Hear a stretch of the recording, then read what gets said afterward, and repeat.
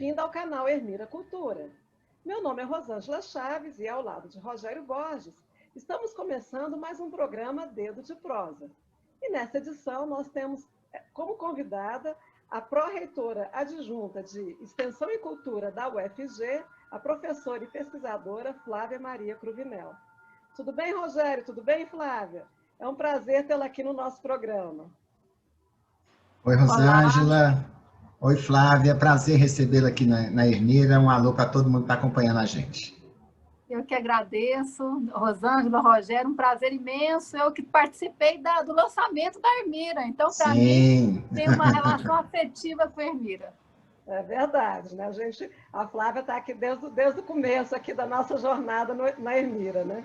Bom, eu gostaria de pedir a quem nos assiste que se inscrevam no nosso canal, compartilhem os nossos conteúdos, curtam também, né? E acionem aí o sininho para poder receber notificações de quando nós tivermos novos vídeos. Peço também para que visitem o nosso site, em ermiracultura.com.br. O nosso site toda semana ele recebe novos conteúdos, não é? Sempre com matérias, crônicas, ensaios, poesia, um conteúdo bem interessante que vale muito a pena conhecer. Bom, a gente também, então, nós convidamos então a Flávia hoje para conversar com a gente, para falar a respeito de um projeto muito legal que ela está aí à frente na UFG, né? O Lives Culturais na UFG. Mas antes dela começar a falar desse projeto, eu vou aqui só apresentá-la, falar um pouquinho do currículo dela, né? Como eu disse, a Flávia ela é pró-reitora de Extensão e Cultura da UFG, ela é doutora em Educação pela UFG, também tem uma larga experiência como gestora e produtora cultural. Ela esteve à frente de vários eventos aqui em Goiânia, né? O Música no Campus, que trouxe grandes nomes da MPB, também outro projeto que ela esteve também coordenando foi o Goiás Ópera Festival, não é? E ela também integra várias entidades de cultura, tanto aqui no Brasil quanto fora do Brasil. Então, tem uma longa experiência aí na área cultural e é um nome de referência na cultura aqui em Goiânia e também um nome de referência também nacionalmente, né? E a Flávia, desde o começo da pandemia, ela está tocando um projeto aí muito interessante, que é o Lives Cultura na UFG, que são shows, bate-papos, né? Vários eventos culturais, que desde o começo da pandemia, em março, já foram realizados mais de 90 eventos, né? Então, a gente gostaria de começar a nossa conversa, Flávia, você falando, então, sobre esse projeto. A gente também, depois, a gente pode emendar o assunto também para falar um pouco desse papel da universidade na difusão da cultura.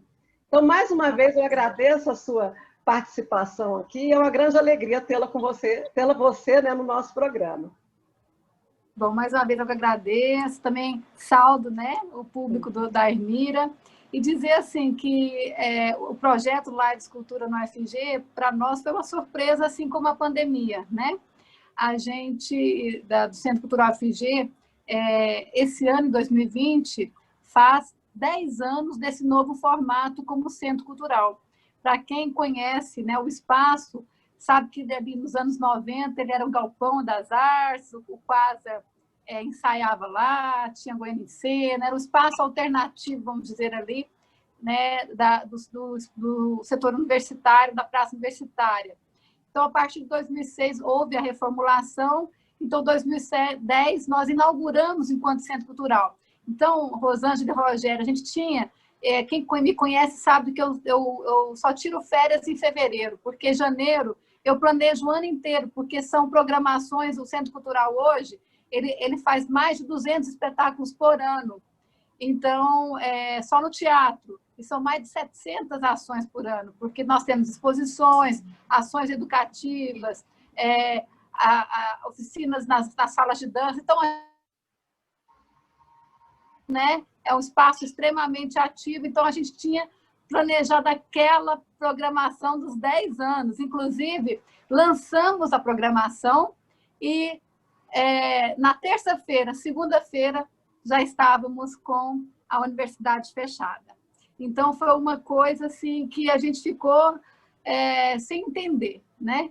Então, só observando então, como as lives, né, que já havia um movimento das lives, então algumas universidades começaram a fazer festivais em casa, muita coisa gravada e tudo. Eu falei, então vamos lançar, né? Vamos procurar saber como fazer um programa de live, né? Então, naquele momento, foi 30 de março, gente, assim, parece que faz um mundo, né? Parece que é um passado tão distante, né? Esse 2020 tá duro de acabar, né? Tá duro de acabar e parece que o ano não começou e já está acabando, né? Então, a gente começou pesquisando. Então, eu tenho um grupo de comunicação por conta dos projetos, né? Da coordenação da direção de cultura. Então, eu tenho um contato, assim, um grupo que envolve SECOM, TV UFG, Rádio UFG. E então a gente lançou no grupo, gente, que tal? Vamos fazer uma lives? Quem conhece, quem sabe como é que faz, né? Porque até então eu não tinha experiência nenhuma com live. E o pessoal da TV UFG falaram, olha, faz pelo YouTube, porque o YouTube é um repositório. Então vamos fazer pelo YouTube. Tinha gente fazendo pelo Instagram, mas Instagram não tem essa mesma cara, né, do YouTube, e teve uma época no início da pandemia que o Instagram estava um pouco instável, né? Talvez pelo muito uso. Enfim, acabamos que então decidimos fazer pelo YouTube, mas, pessoal, é muito engraçado. Eu falo que eu vou escrever um artigo sobre a evolução da live enquanto estética, enquanto conteúdo e variedade, mas também a evolução tecnológica, porque nós começamos a transmitir direto no YouTube, não tinha programa, não tinha nada. Então, vocês foram observar, os primeiros projetos eram artistas tocando em casa ou conversando com o público em casa. E a interação era no chat. Eu ficava ali mediando no chat, porque não tinha condição nenhuma de ter uma mediação, porque a gente ainda não tinha programa. Depois, a gente passou, então... Flávia, sua imagem... Em maio, mais ou menos. Flávia, sua imagem caiu.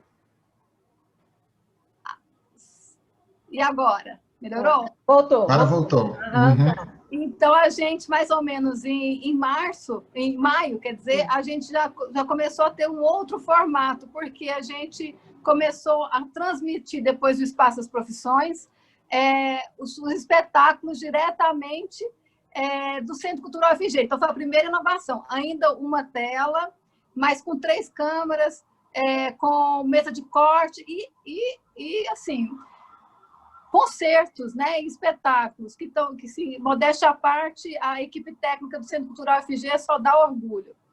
E depois começamos a trabalhar a própria UFG com o StreamYard, né? Então, aí a gente começou a fazer um outro formato. Então, hoje, atualmente, nós temos terças-feiras transmissões de espetáculo do Centro Cultural UFG. Quarta-feira temos mesas que aí eu coordeno, variedades, com pessoas de Goiânia, quanto do Brasil, até alguns convidados internacionais. E nas quintas nós lançamos a websérie. Então, também é um formato muito interessante, que as pessoas, vamos dizer assim, propõem para nós as lives e o mote das lives, e a gente trabalha por episódios. Então, o Júlio Van foi o primeiro que estreou esse formato websérie. Para se dizer a verdade, ele criou uma dramaturgia para nossas lives, então fez tanto sucesso que ele se animou a fazer a websérie em 6 episódios, sobre a obra, baseado na obra de Bertolt Brecht. Depois nós tivemos uma outra websérie de teatro e resistência, homenageando Marcos Fayad, o Zorzetti, entre outras personalidades, né, do teatro goiano. Agora, atualmente, estamos tendo a Francofonia, Viva a Francofonia, o pessoal do CEPAI e da Faculdade de Letras. E agora vamos ter mais 2, Mulheres nas Artes, com 3 episódios. E depois fechamos com Danilo Alencar, com uma proposta também de mulheres. Então, a gente já está, assim, até o final do ano, já encaminhando para o fechamento, já estamos com pauta para fevereiro. Então, a gente viu que o programa, né, e as lives pegaram, e a gente tem um orgulho, né, de toda a variedade e da qualidade também da programação. Flávio, o que você está falando é interessante no sentido assim, foi feita uma programação, digamos, de urgência, né? Porque foi uma coisa que ninguém estava esperando, mas que parece que chegou para ficar, que pela própria evolução técnica, estética, a questão do enredo que você está contando aqui para a gente, parece que é um formato que chegou para ficar. Talvez dividindo, convivendo com o presencial, mas a questão, Flávio, eu acho que está acontecendo nos seus. Isso, você tem que dar um toquinho, né? Porque entra em modo de espera. Entra em modo de espera. E aí, Flávia, o que a gente está percebendo é que mesmo que chegue o momento em que a gente possa estar novamente presencialmente nos teatros, no cinema, nos shows, esse formato de live, esse formato remoto, ele chegou para ficar. Como é que você enxerga daqui para frente essa convivência entre esses dois formatos de espetáculo? Olha, Rogério, muito bem colocado. Eu brinco que a gente pensou que a pandemia ia ser uma coisa de um mês, assim, né? 2 semanas, um mês. Então, como o nosso ritmo do Centro Cultural sempre foi ter, no mínimo, 3 espetáculos por semana, né? Então, a gente falou, não, então vamos fazer de segunda a sexta. Então, a gente começou com o formato de segunda a sexta. E esse formato que eu brinco que é o mais roots, né? Que é o formato direto no Centro Cultural. Quando a gente teve que parar uma semana por conta do Espaço das Profissões, né? E que é um evento tradicional da UFG, nós reavaliamos, então voltamos então a ter três dias formatos, na semana, né? 3 dias e 3 formatos diferentes, né? Mas, assim, já avaliando naquela época, a gente sempre ficava naquela expectativa. Não, quando voltar, como o Centro Cultural, ele funciona terça, quinta e sexta, os espetáculos, basicamente, a gente pensava, não, segunda a gente mantém lives de bate-papo, a gente mantém esse formato. Mas a gente ainda não estava fazendo a transmissão no teatro, né? Sim. Então, que isso está encantando muita gente. Então, a gente também hoje cogita de fazer espetáculos com transmissões, porque quem quer ir em loco, pode ir, aberto, os eventos, grande parte são todos gratuitos, e quem quiser ficar em casa, fique, né? Porque o alcance da internet é imenso. Então, assim, a Rogério e Rosângela ficou brincando assim, que as pessoas se espantaram com o nosso ritmo, mas era um ritmo que no dia a dia era assim, era um ritmo que quem conhece a programação da UFG na cultura, sabe que cada dia tem uma coisa, 2 coisas, a gente tem esse ritmo, porque, como eu falei, a gente planeja no começo do ano para executar até o final do ano. Obviamente, vamos construindo algumas programações, mas o interessante é que o alcance é imenso. Então, a gente hoje tem público externo, tem públicos, obviamente, de acordo com a temática e com o artista, mas a gente alcança variados públicos de Goiás, do Brasil e do exterior, né? Então, realmente, em termos de visibilidade do trabalho, não tem sombra de dúvida que é um formato que veio para ficar. Flávia, é justamente isso que eu queria te perguntar a respeito da receptividade do público, né? Como é que você mesmo já falou, que inclusive vocês até ampliaram mais esse público. Então, assim, esse projeto, então, dessas lives, acabou, assim, ampliando aquele público que já era cativo, então, do Centro Cultural. Vocês acham que vocês conseguiram alcançar, assim, outro tipo de público? Inclusive, falando aqui de Goiânia mesmo, pessoas, às vezes, que talvez não conheciam o Centro Cultural, porque, às vezes, isso ficava mais, assim, circunscrito ao pessoal mesmo da cultura, o pessoal da universidade. Você acha, então, que vocês conseguiram atingir, então, um público maior com isso? Com certeza, porque, como você falou, às vezes a pessoa tinha vontade de ir, mas devido ao cansaço, programações terça, quinta e sexta, a gente também faz algumas programações sábado e domingo, mas não é todo sábado e domingo, porque a nossa equipe é uma só, né? Então, a gente também tem a questão do serviço público, né? Mas apesar da gente trabalhar também sexta e sábado e domingo.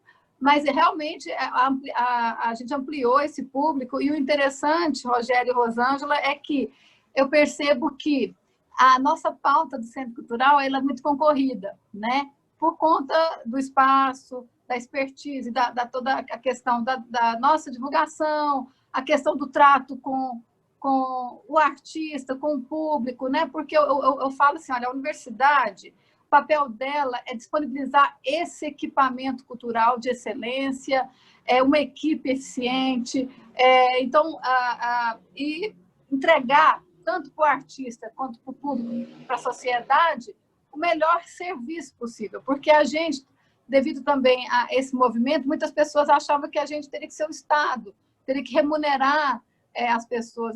Né? Eu falo, olha, a gente tem alguns projetos que a gente consegue captando recursos fora, como Música no Campus, que você citou, que é um projeto profissional que a gente remunera o artista. Mas num ritmo de 200 espetáculos por ano, não teria uma universidade pública, como você mencionou, nesse momento de cortes, e que a cultura nunca teve um orçamento, na verdade. Todos os nossos investimentos são captados fora da esfera do orçamento destinado à universidade. Então, a gente, vamos dizer, criou essa estrutura, né, do Centro Cultural para servir ao artista e à sociedade. Essa é a nossa contribuição, né, para a cena cultural de Goiânia e do Estado. Então, mas esse zelo, vamos falar assim, com o artista e com o público, ele também está presente nas lives, né? Então, a disputa pela pauta das lives também é grande, né? Então, é a mesma concorrência. Então, logo quando, assim, na segunda, terceira semana, eu já comecei a ter pessoas. Como é que eu faço para estar? Então, hoje, a gente percebe que é como no Centro Cultural, a gente induz uma política, uma programação, mas depois os próprios artistas já vêm com as suas propostas para a gente fazer essa curadoria, vamos falar assim, né? Distribuindo a programação de forma diversa.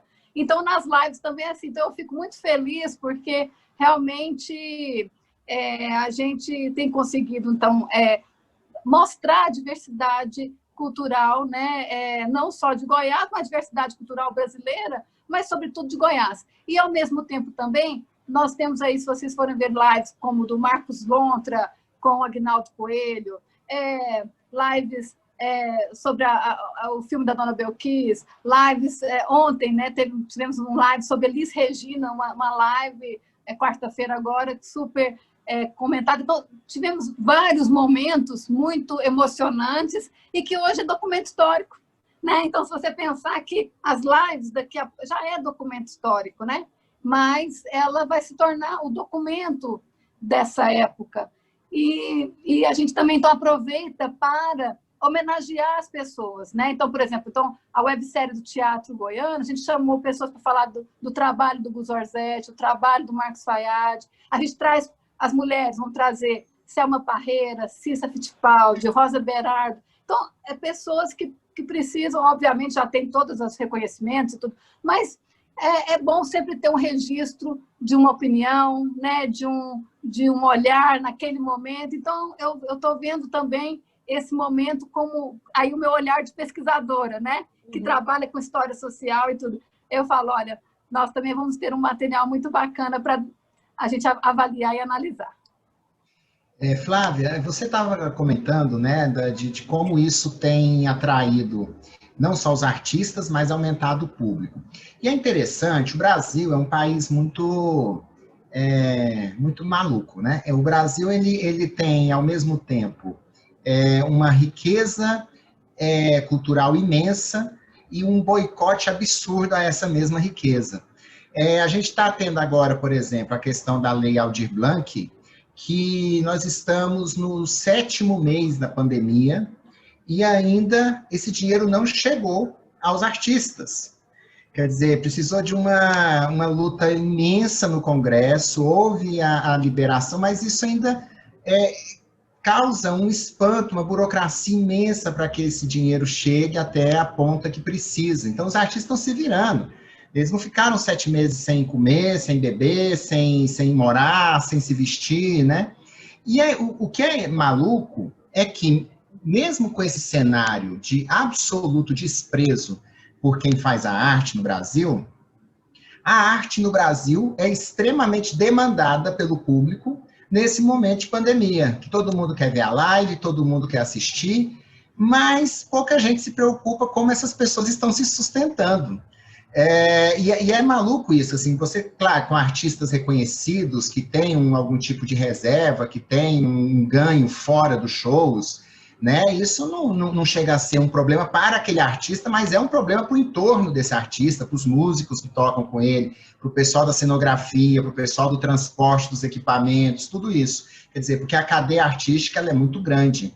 E você que está lidando com isso, organizando essas lives, lidando com esses artistas, como é que você está percebendo esse momento em que, ao mesmo tempo, eles são tão demandados e parecem tão prestigiados, mas não têm dinheiro para pagar as contas, porque a ajuda que deveria chegar até eles não chegou depois de 7 meses de pandemia? Rogério, essa é uma situação realmente, assim, muito estranha, porque o que acontece? O artista, ele não é considerado trabalhador, né? Então, a gente vive ainda um conceito do artista ainda muito da esfera do romântico, daquele gênio, né? daquela pessoa que tem um dom, um talento excepcional, que isso é uma coisa que veio de forma divina, algo de alguma missão, entendeu? Então as pessoas não veem ainda, infelizmente, o campo artístico como campo de trabalho, né?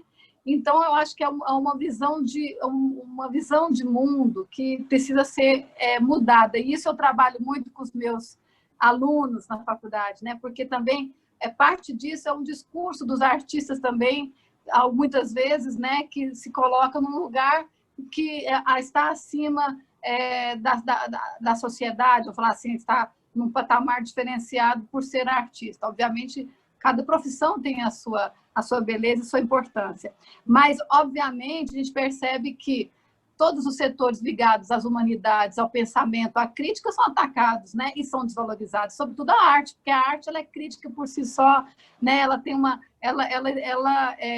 já por si só, vamos dizer, ela já denuncia, ela já instiga, ela faz pensar, né? Então, você veja, apesar da Lei Aldir Blanc ela ter sido aprovada por quase unanimidade, só com um voto contrário, mas tivemos esse problema, né, de atraso até agora, estamos ainda na fase de cadastro. Então, quando se percebeu que havia o quê?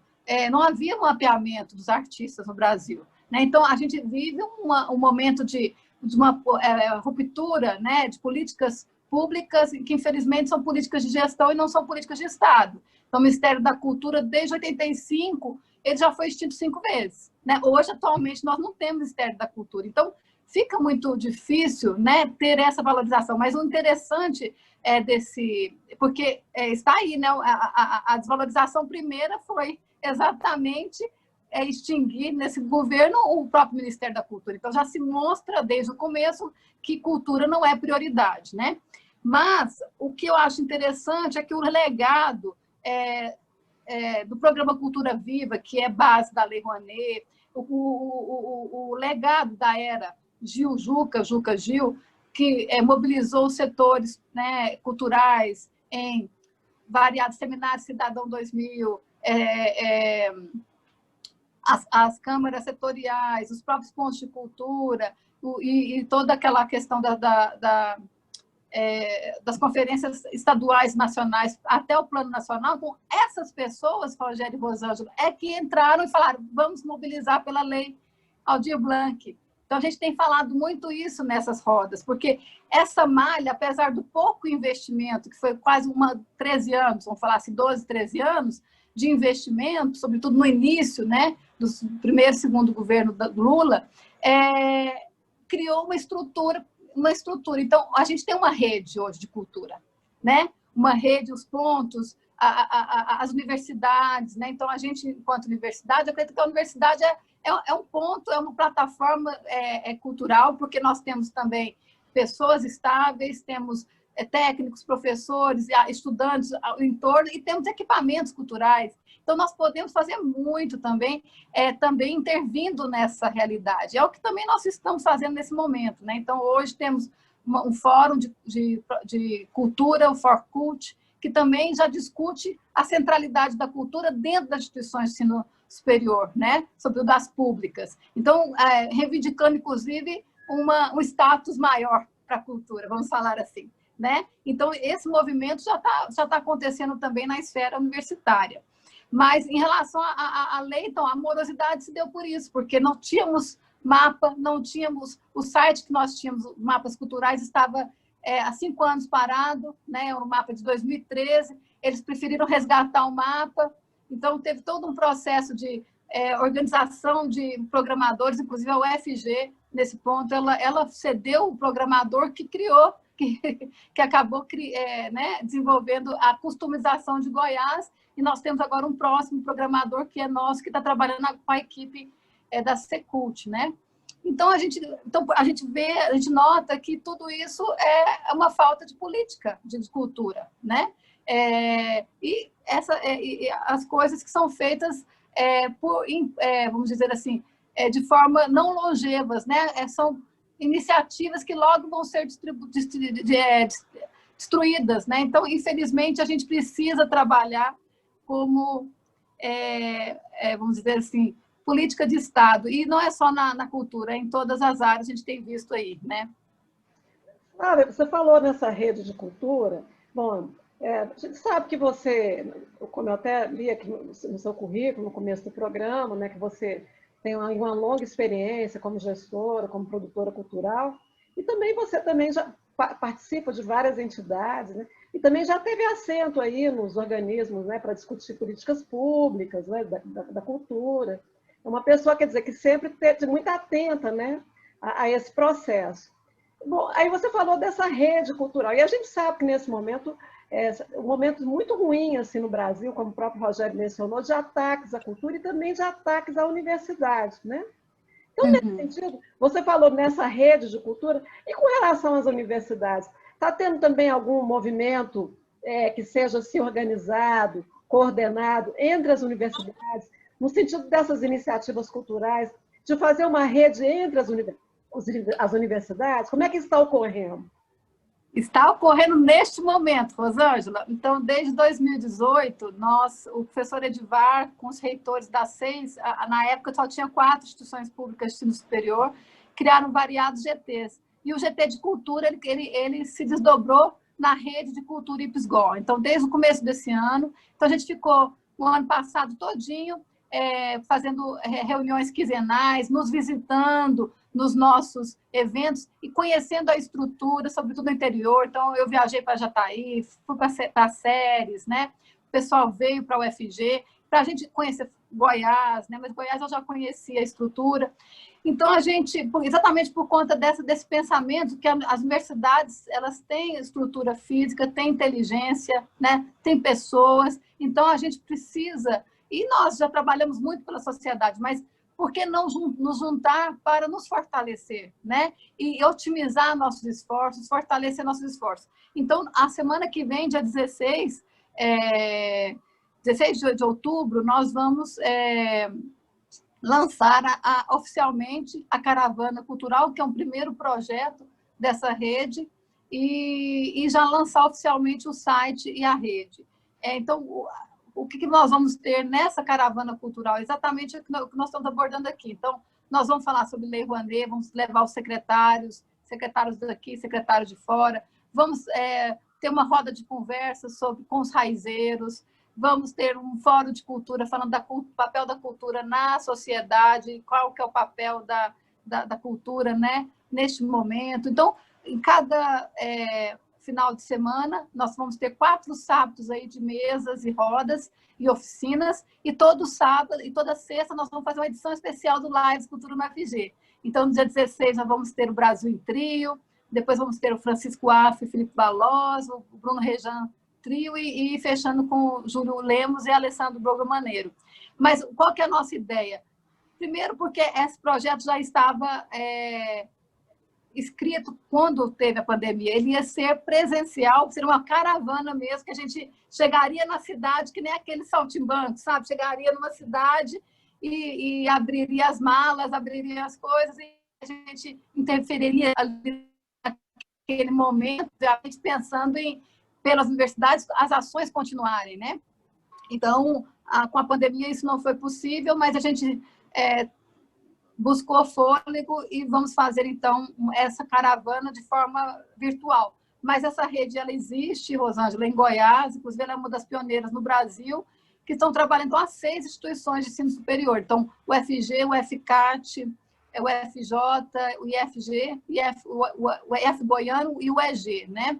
E a gente, assim, já desde o ano passado, nós nos ajudamos como pareceristas em alguns eventos, trocamos, participamos de eventos como palestrantes, como mesa, mas também a gente se ajuda em questões de documentos técnicos. Então, agora, nosso desafio é exatamente pensar uma política de cultura para as instituições públicas e fazer com que esse documento seja materializado em resolução, né? É uma coisa simbólica, mas eu acho que nesse momento de tanta instabilidade, tudo que você faz deve ser organizado e, se for bacana e relevante em termos de normativas, né? Eu acho que para garantir não que isso não vai mudar, porque as políticas são dinâmicas, mas também para deixar a memória de um pensamento de uma época, vamos dizer, diretrizes norteadoras e de discussões daquela época. Então, a gente vai fazer, vamos dizer assim, começar a discutir mesmo o papel da cultura nas universidades e cada área vão ter o seu fórum, né, das artes plásticas, audiovisual, a música, as artes cênicas, vão fazer como mini câmaras setoriais, também uma forma de resistência e de mobilização, sabe, Rosângela? Porque a gente precisa agora mobilizar as pessoas para, vamos dizer assim, continuar caminhando, né? Eu acho que a gente tem uma potência muito grande. E o que eu tenho visto, apesar de todos os ataques, é uma resistência e uma força muito grande das universidades. Então, acho assim, que essa pandemia mostrou a força das universidades. Veja na própria questão da Covid, né? Dos equipamentos, dos EPIs, em toda a questão da pesquisa relacionada à Covid e toda a questão até solidária de questões de ação social. Então, assim, a universidade se mostrou, as universidades, né, e as instituições públicas de ensino superior, fundamentais para uma sociedade, e elas têm que ser valorizadas como tal, né? Flávia, rapidinho, o tempo nosso está quase esgotando, mas eu queria saber, assim, se eu não fizer essa pergunta, o pessoal vai me bater. E o Música no Campus, ele vai voltar porque as pessoas gostam tanto, né? Assim, eu mesmo encontrei você lá algumas vezes, né? A gente vê aqueles artistas tão importantes aqui, tão perto, e um preço acessível, um lugar bacana da gente assistir o show. Qual que é a perspectiva do Música no Campus? Não, a gente continua o projeto, o patrocinador, né? Porque é um projeto patrocinado, ele aprovou a nossa proposta e a gente está pensando em fazer assim, uma versão também live. Então, aguardem. Estamos fomentando aí um projeto bem interessante. Então, a gente está pensando em vários projetos. Já estou conversando com vários artistas dessa rede, desses 10 anos foram 40 shows. Vocês acreditam? 40 shows. A gente estava fazendo as contas, foram mais de 120 mil pessoas nos shows. São números muito interessantes. Então, desses produtores, alguns artistas, a gente se aproximou. Então, eu tenho conversado com alguns, a gente está chegando num formato bem interessante e que vai ser o Música no Campus, quem sabe até nacional. Oh, que beleza! Sai antes da vacina o Música no Campus ou depois? Não, vai ser antes. Olha, que bom! Liberado, eu sou daquelas assim, como eu faço muita coisa, eu sou pragmática. Eu só começo a mexer com contrato quando o dinheiro está na conta. Tá certo. Então, com o dinheiro na conta, a gente começa e a organização da curadoria. Opa, então tem novidade vindo aí. Ah, que bom, que bom. Vamos aguardar, então, né? Flávia, eu gostaria, então, muito de agradecer a sua presença aqui, de ter aceito o nosso convite para essa conversa, né? Então, eu queria deixar as palavras finais aí para você e para o Rogério, então, para se despedir do nosso público. Bom, primeiro, mais uma vez, é um prazer estar aqui com vocês. Vocês sabem que eu tenho uma relação afetiva com a Hermínia e com vocês também. São pessoas que eu admiro bastante como pesquisadores, né, e professores, enfim, e jornalistas. Então, é uma admiração muito grande. E, assim, me deixar à disposição, sempre estou à disposição, e desejar um sucesso nessa trajetória da Hermínia, que é realmente um oásis no nosso cenário cultural goiano. E brasileiro. Flávia, E brasileiro. Legal. Flávia, rapidinho, só o endereço do YouTube onde a gente pode acompanhar as lives do Centro Cultural UFG. Ele está na live do próprio UFG Oficial. Então, você entrando no UFG Oficial, você já vai conseguir ver as lives. Tá, beleza. Flávia, muito obrigado, a gente agradece muito. A Flávia é parceira nossa desde o lançamento, e é de verdade, porque ela que conseguiu o espaço para a gente fazer o lançamento da Hermínia, né? Então, a gente tem realmente essa relação bacana, e a Hermínia está sempre aberta para as boas iniciativas da cultura, para as boas cabeças da cultura. Então, você e os projetos lá do Centro Cultural estão mais do que convidados a sempre estar aqui com a gente, viu, Flávia? Muito obrigado. Flávia, então, agradecendo mais uma vez aí a sua presença, e eu peço para quem nos assiste, novamente, para que se inscrevam no nosso canal, compartilhem os nossos conteúdos, curtam os nossos vídeos, que isso é muito importante para a gente ampliar o nosso alcance. Bom, vamos chegando então ao fim, ao Mais Dedos de Prosa. Agradeço demais, então, mais uma vez a Flávia. Tchau, Rogério, então, até a próxima. Tchauzinho, até a próxima. Tchau, Rosângela. Tchau, Flávia. Tudo de bom.